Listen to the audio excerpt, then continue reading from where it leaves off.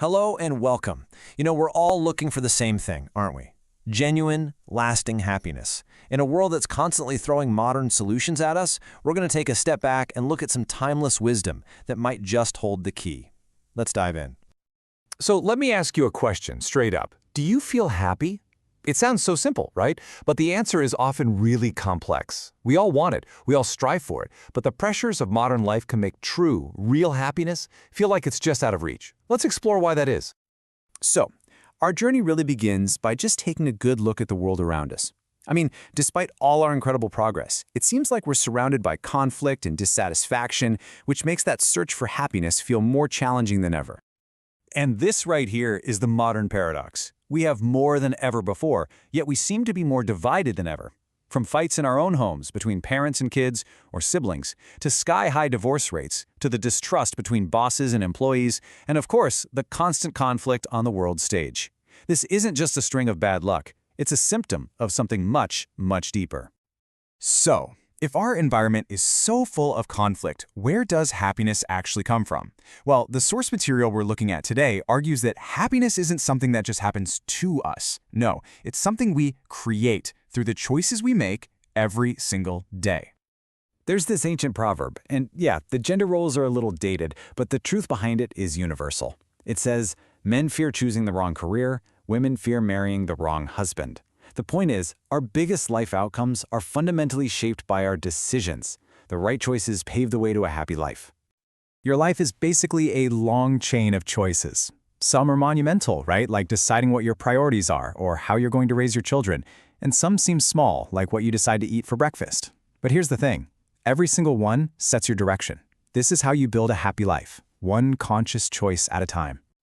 Okay, so if everything comes down to making the right choice, how on earth do we know which choice is the right one? That's the big question. Well, the ancient sages offer us a kind of compass to help guide our decisions.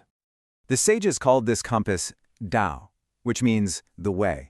Think of it like the universe's source code, or the natural laws that govern how everything works in harmony, from the planets in the sky to our own relationships. When we align with it, we find harmony. When we go against it, we create conflict. Simple as that.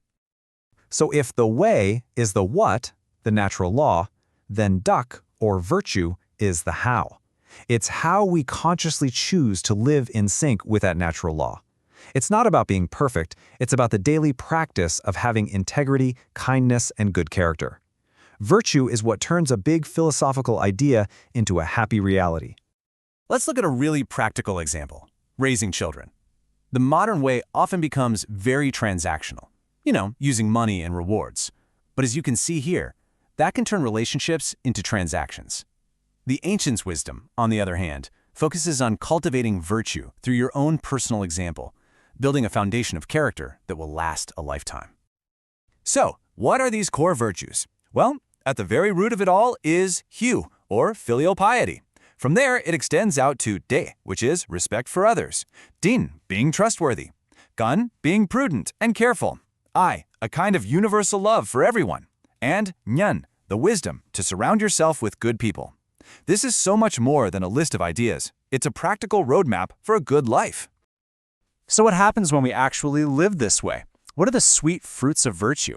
Well, when we live by these principles, the results are tangible and they're profound. They create happiness for us and for everyone around us. Let's look at a really powerful example of filial piety in action. It's the story of a 9-year-old boy named Huang Hong, whose simple acts of kindness have been remembered for centuries. Get this, he didn't wait to be asked for anything. He would proactively find ways to care for his father. In the winter, he'd literally warm his father's bed with his own body. In the summer, he'd fan the mats to make them cool. That simple, profound act of putting someone else's comfort before his own, that is the heart of virtue. It's about a deep, active love. And this isn't just about individual happiness. This stuff has societal power. The Zhao dynasty, which was founded on these very principles of filial piety and fraternal respect, was the longest-lasting dynasty in Chinese history. We're talking 800 years. That's a powerful testament to the stability that comes from a society built on virtue. And you know what? This ancient wisdom has incredible modern-day value. Businesses today are struggling to find trustworthy, responsible employees. A university degree doesn't guarantee good character, right? So, some companies are now actively recruiting from communities that study these teachings because they've discovered that a foundation in virtue is one of the best predictors of a truly great employee.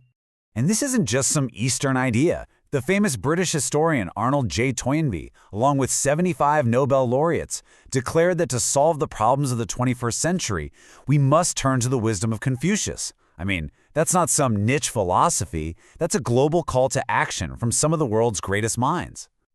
So, we've explored the problem, we've looked at the ancient solution, now let's bring it all right here, into the present. How can you apply these timeless lessons and start walking this path today? Learning about this isn't a passive activity. Real transformation happens in 3 stages. First, you have to understand the principles. Then you have to actually apply them in your actions. And finally, you have to make it a lifelong habit. It's the consistent practice, not just the knowledge, that creates lasting happiness. And maybe the most critical takeaway of all is this: the most powerful education is teaching by example. Our children, our families, they're always watching. They learn so much more from our actions than from our words. The way we live is the most important lesson we can ever teach. So as we close, I'll leave you with this thought. A happy life is just a series of good choices. So, what is your next important choice? It might be big, it might be small, but every single choice matters. What will you choose? If you found this explainer useful, please subscribe so you don't miss our next sharing. Thanks for being here.